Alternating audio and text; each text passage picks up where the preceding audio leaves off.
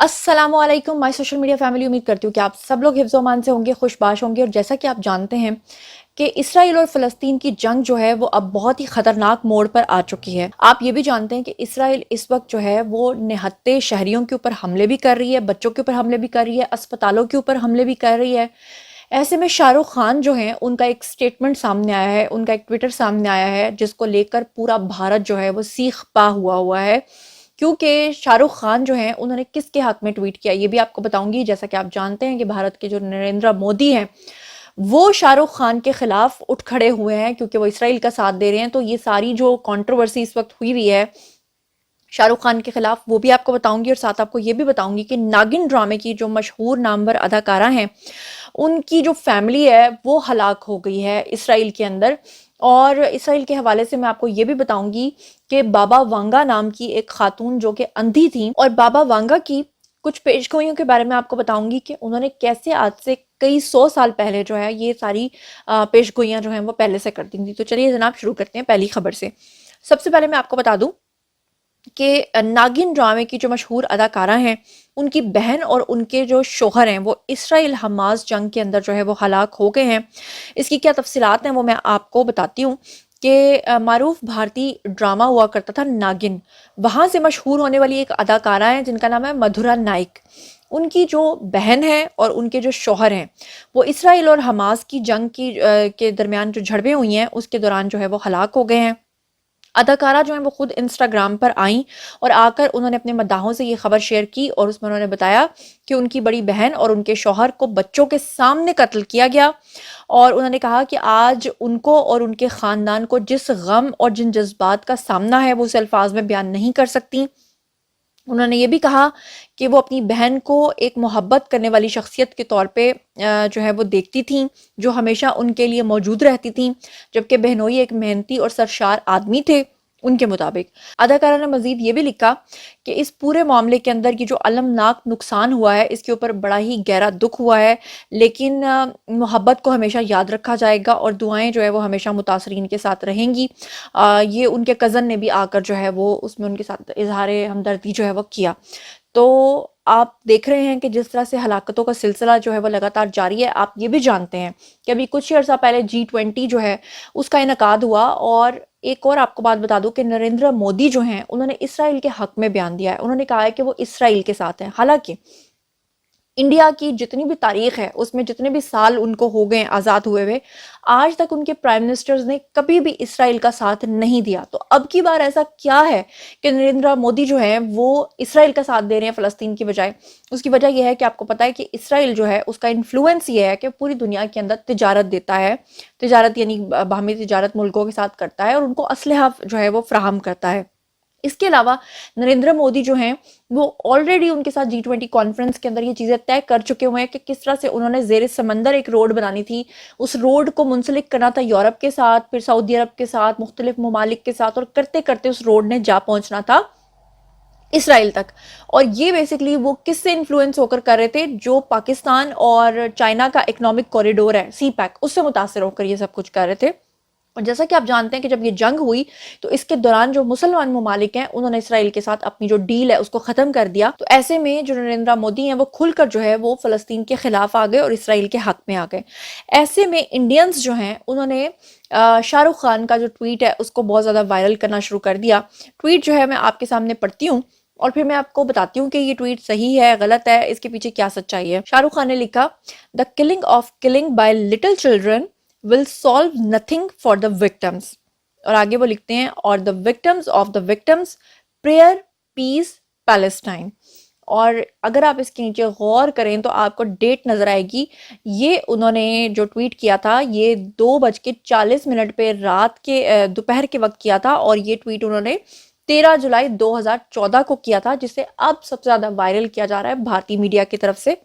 क्योंकि आप जानते हैं कि भारतीय मीडिया जो है वो हमेशा इस चीज़ की ताक में रहता है कि कैसे वो बदनाम करे पाकिस्तानी आर्टिस्ट को, क्योंकि इस वक्त भारत के अंदर जो मुसलमान हैं उनकी तादाद तकरीबन 33 से 35 करोड़ है। اور آپ جانتے ہیں کہ جو ان کا مسلم لا بورڈ ہے یا جو بھی ان کی اسلامی تنظیمیں ہیں، ان سب نے مل کر یہ اعلان کیا ہے کہ وہ فلسطین کے ساتھ ہیں، تو ان کو دہشت گرد قرار دینے کے لیے اور خاص طور پہ جو مسلمان آرٹسٹ ہیں ان کے اوپر دھاوا بولنے کے لیے، ان کے اوپر الزامات عائد کرنے کے لیے، یہ جو ان کے بی جے پی کے سپورٹرز ہیں وہ اس طرح کی جو چیزیں ہیں، جو کیمپینز ہیں، ان کو لانچ کر رہے ہیں۔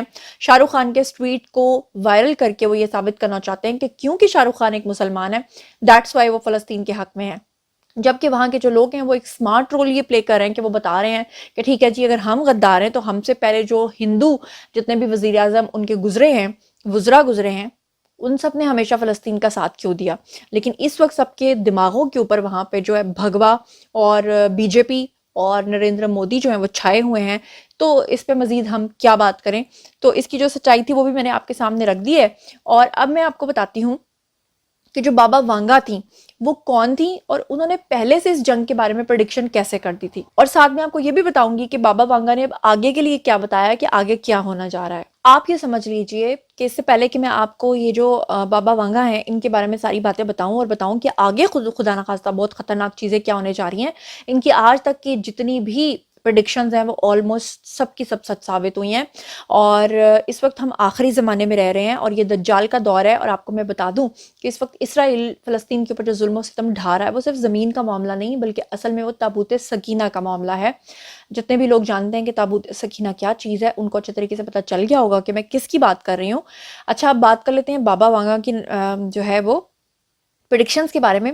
تو سب سے پہلے یہ بتانا ضروری ہے کہ یہ ہیں کون، تو میں آپ کو بتاؤں کہ یہ ایک نابینا شخصیت تھیں، خاتون تھیں اور ایک نجومی تھیں، اور ان کی آج تک کی جتنی بھی پریڈکشنز ہیں وہ ساری کی ساری سچ ثابت ہوئی ہیں۔ بابا وانگا کی 2023 کی جو پریڈکشنز تھیں وہ آلموسٹ سچی ثابت ہو چکی ہیں۔ مثال کے طور پر انہوں نے جو اتنے سال پہلے پریڈکشنز کی تھی، کیونکہ میں آپ کو بتا دوں کہ ان کی جو تاریخ پیدائش ہے وہ 1911 ہے، یہ 1911 میں پیدا ہوئی تھی، جبکہ ان کی موت جو ہے وہ 1996 میں ہوئی تھی، اور اس وقت تک یہ پریڈکشنز کرتی رہی تھیں، اور انہوں نے 2023 کے بارے میں اور سن 2023 کے بعد بھی آنے والے 5000 سالوں تک کے لیے انہوں نے پریڈکشنز کر رکھی ہیں، اور انہوں نے بتایا تھا کہ 2023 میں جو ہے وہ ہمارے جو ہاسپٹلز ہوں گے وہاں پر ایک نسل کو تیار کیا جائے گا جو لیبارٹریز میں تیار کی جائے گی۔ اس وقت لوگ یہ بات سن کر بہت زیادہ خوف زدہ ہو گئے تھے کہ ایسی کون سی نسل ہوگی جس کو لیبارٹریز میں تیار کیا جائے گا۔ تو آج آپ کے سامنے آئی وی ایف، ایکسی اور جو ٹیسٹ ٹیوب بیبیز ہیں ان کا معاملہ آپ کے سامنے ہے۔ تو مطلب بابا وانگا کو 1996 میں یا 1911 میں یہ بات پتہ چل چکی تھی کہ یہ سب کچھ ہونے والا ہے، تو یہ پریڈکشن ان کی جو ہے وہ سچ ثابت ہوئی۔ نہ صرف اتنا تھا بلکہ بابا وانگا نے یہ بھی بتایا تھا کہ وہ جو نسل تیار ہوگی ان کے رنگ اور ان کی خصوصیات کا بھی انتخاب کیا جا سکے گا۔ تو اب آپ کو اچھے طریقے سے پتا ہے کہ جینڈر سلیکشن ہو سکتی ہے کہ آپ کا بیٹا پیدا ہوگا یا بیٹی پیدا ہوگی۔ اس کے علاوہ میں آپ کو بتا دوں کہ آنجہانی جو نجومی ہیں انہیں 2023 کے حوالے سے ایک اور پریڈکشن کی تھی جو پوری ہو چکی ہے۔ انہوں نے کہا تھا کہ زمینی مدار جو ہے وہ تبدیل ہونے کے واضح امکانات ہیں، جس کی وجہ سے ماحولیاتی تبدیلی جو ہے وہ رونما ہوگی، اور گلوبل وارمنگ کے بارے میں بھی انہوں نے پہلے سے بتا دیا تھا۔ یہ وہ تمام چیزیں ہیں جو اس وقت سن کر لوگ بہت پریشان ہوئے تھے، لیکن یہ پریڈکشن بھی پوری ہو چکی ہے۔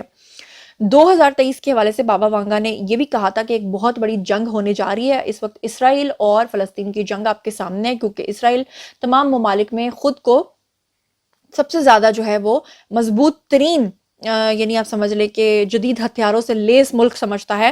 اور 2023 کے حوالے سے بابا وانگا نے یہ بھی کہا تھا کہ زمین پہ رہنے والے لوگ جو ہیں وہ خلائی مخلوق کے حملے میں مارے جائیں گے۔ تو میں آپ کو بتا دوں کہ ابھی کچھ ہی عرصہ پہلے جو اقوام متحدہ کا بھی اجلاس ہوا ہے، جو امریکہ کے اندر بھی کانفرنسز ہو رہی ہیں، اس میں وہ بار بار خلائی مخلوق کا ذکر کر رہے ہیں، جس میں وہ کہہ رہے ہیں کہ وہ لوگ جو یہ سمجھتے ہیں کہ خلائی مخلوق نہیں ہوتی، خلائی مخلوق ہے۔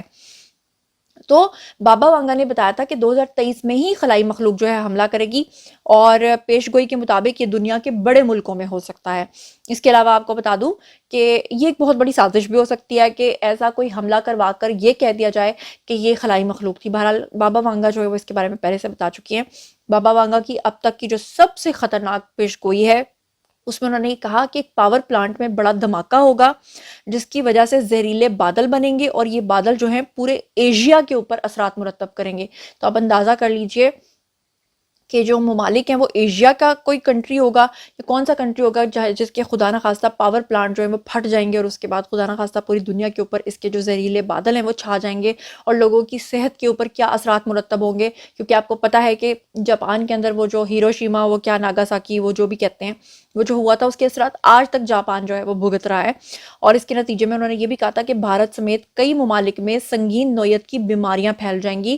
تو آپ کو پتا ہے کہ بھارت کے اندر بھی کرونا پھیلا, پاکستان کے اندر بھی پھیلا, اور یہ جو سنگین بیماریوں کی انہوں نے پریڈکشن کی تھی یہ بھی آپ کے سامنے ہے. تو بہرحال اب یہ جنگ جو ہے پتہ نہیں اب کتنے مہینے چلے گی اور اس کا کیا رزلٹ نکلے گا. اور آخری زمانے کے مطابق اگر ہم دیکھیں تو ظاہری بات ہے دجال نے ظاہر ہونا ہے, اور دجال ظاہر ہونے کے بعد آپ کو پتہ ہے کہ اس نے پوری دنیا پہ قبضہ بھی کر لینا ہے. تو ہمیں صرف استغفار پڑھنی چاہیے اور اللہ تعالیٰ سے ان تمام چیزوں سے جو ہے ہمیں پناہ مانگنی چاہیے. باری ہے جی آپ لوگوں کی. آئیے کامنٹ سیکشن میں اگر آپ میں سے کوئی مجھے بھارت سے دیکھ رہا ہے تو مجھے بتائیے گا کہ آپ لوگ اگر فلسطین کے حق میں آواز بلند کرتے ہیں تو آپ کو کن ڈیفیکلٹیز کا سامنا کرنا پڑ رہا ہے. اور شاہ رخ خان اور جتنے بھی مسلمان آرٹسٹ ہیں یا مسلمانوں کے خلاف ایک منظم مہم شروع ہو چکی ہے. اسرائیل کے حالات آپ کے سامنے ہیں. جو کچھ بھی ان تمام خبروں کے بارے میں آپ سوچتے سمجھتے ہیں آئیے شیئر کیجئے, پرسنلی جواب دوں گی. مزید خبریں, ولاگز, انٹرویوز اور سیاسی تجزیے جاننے کے لیے میرے ساتھ کنیکٹڈ رہنا ہرگز مت بھولیے گا. چینل کو سبسکرائب کر لیجیے گا. اپنا بہت خیال رکھیے گا. اللہ نگہبان.